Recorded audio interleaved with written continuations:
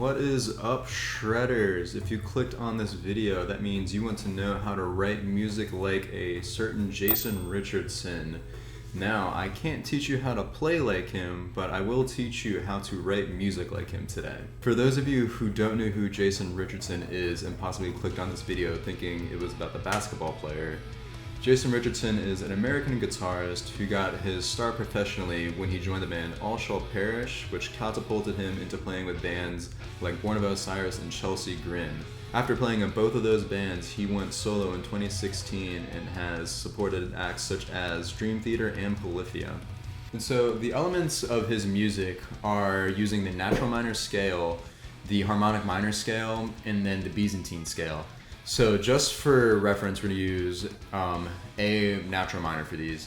The A natural minor scale is A, B, C, D, E, F, and G, and sounds like this. Now the A harmonic minor scale is A, B, C, D, E, F, G sharp, and then A again. We have a raised seventh, which gives it that really kind of creepy sound, and that sounds like this.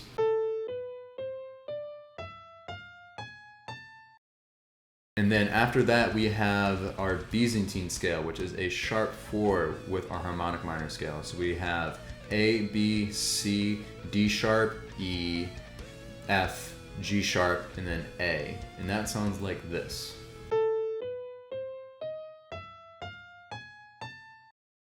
And the next element we have in his music is a lot of orchestral or film scoring kind of elements in his music. He is a huge fan of film scoring, and I believe he even said that he wrote Tendinitis after watching part of the Hans Zimmer masterclass.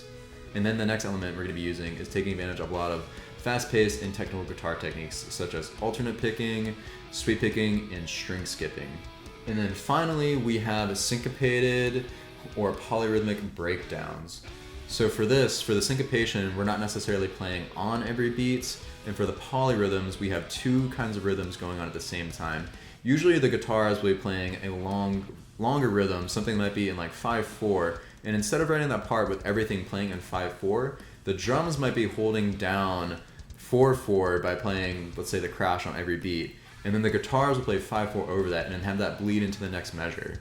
And then this kind of repeats until both parts will link up eventually again. Now, I want to take you through a song I wrote which uses Jason Richardson's song Tendinitis as a reference. Now, the structure of that song would be an orchestral opening into a fast-paced riff, into a breakdown or like a chuggier kind of section, which then goes into an orchestral break.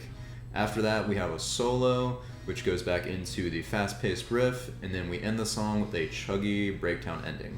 So now I'm going to play a playthrough of the entire song with me playing it, so you can kind of hear it, how it's all going to sound all together. If you made it this far, please consider doing all that YouTube stuff below for me.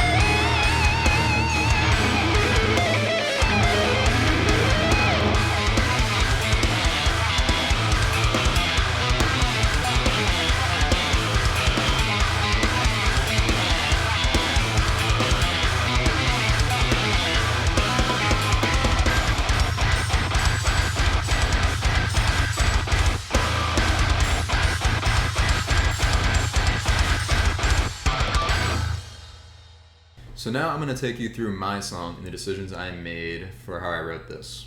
So jumping right from the start of my song right here, I'm going to play you a little bit of the intro, and I'm going to break it down for you guys.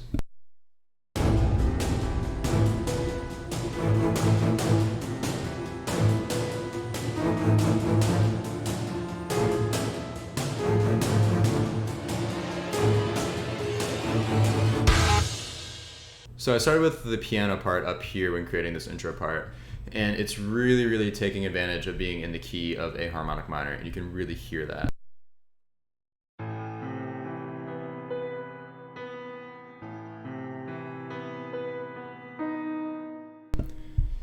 So that note right there was our G sharp, which is our sharp 7th in the key of our A harmonic minor, which gives it that really kind of creepy sound.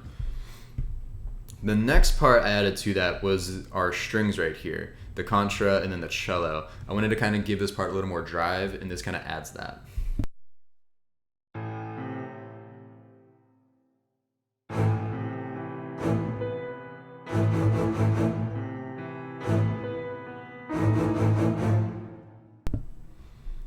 And then the next two parts I want to talk about are this low hit and the noise. These parts I kind of created just to fill out the mix a little bit more, so it sounds a little bit fuller and just kind of using all the spectrum that we have. So the noise sounds like this.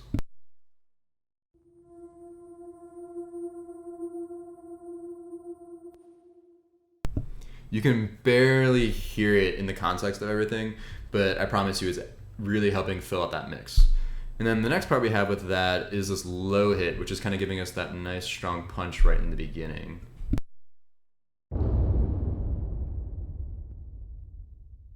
So that's really taking advantage of that low register right there to kind of help fill out that a bit more. And then the next thing I added to that was some percussion. These two percussions are the exact same rhythm. One is just taking up the higher register of it, and the other is taking up a low register. This is the top register first.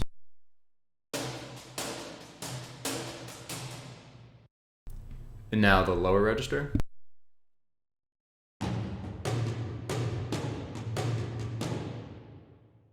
And now both of these together.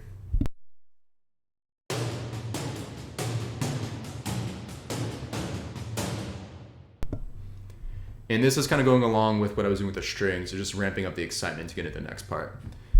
Next, after that, I added some strings, which are just kind of creepy sound that really push us into the next parts.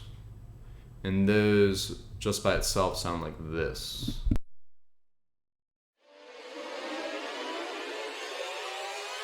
So the next part is when the guitars come in, and I'll play a little bit of that so you can hear how it sounds.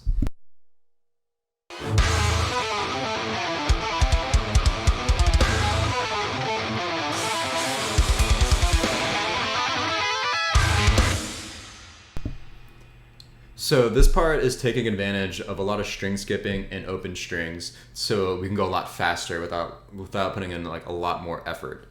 So I composed this part in Guitar Pro and then practiced it a bunch so I could get it into the recording. So as you can see right here, we got string skipping and all of that, taking advantage of our low A right there. And then after that, I went to this little section to kind of push us into when both guitars kind of come together for like a main verse.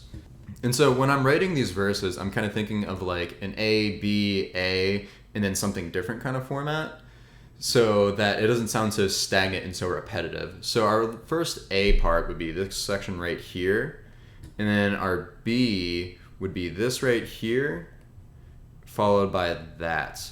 And then we're repeating our A section right here. Now this is a little bit of B, but then we have something different right here.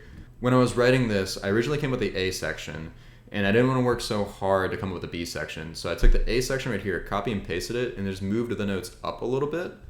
And then I use that as my B section. So if you look at these two parts, they're pretty much the exact same thing. Right there, we have the open, followed by some notes. And then right here as well, same kind of rhythm.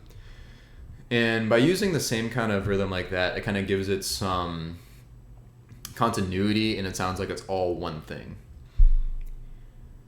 And then after going into this little kind of different part right here, I use it as a modulation point, which makes it sound like the song is going somewhere. So I'll play a little bit of that in the actual mix. You can kind of hear how that sounds. So this right here should be started from our B section.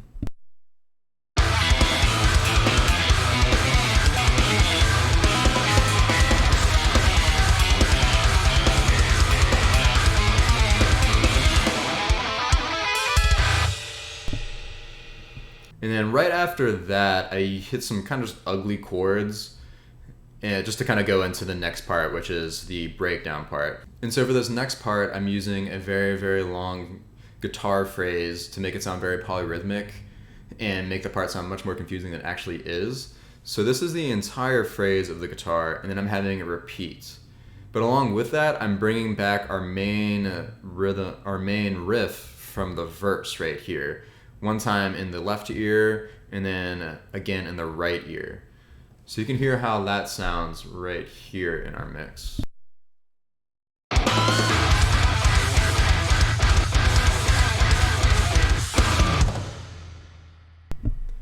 You can have those kind of callbacks to the main verse again, which again makes it sound like a much more cohesive kind of piece. And then for the next section, I jumped right into a kind of orchestral break. I brought back the original part from the beginning, but this time I added some kind of white noise that bounces between both speakers to kind of give it more stereo space. And I also added a vocalist just to kind of build that ambience a little bit more. So going right into that part, it sounds like this.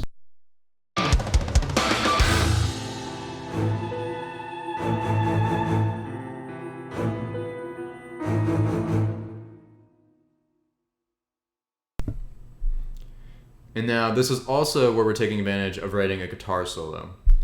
So over this section, I have the guitar solo kind of playing unaccompanied by anything else, and then I start to bring in the distorted guitars and bass and the drums a bit more too to ramp us back into our verse again.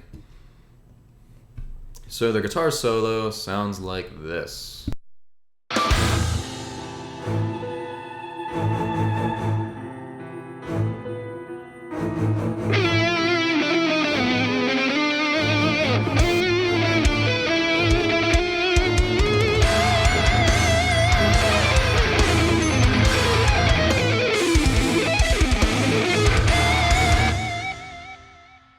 And so right after that, I'm going back to our verse part again, but instead of playing the part that goes into a modulation, I'm instead going right into a breakdown part, which takes us to the very, very end of the song. So I'm going to play it from right there so you can hear how that sounds.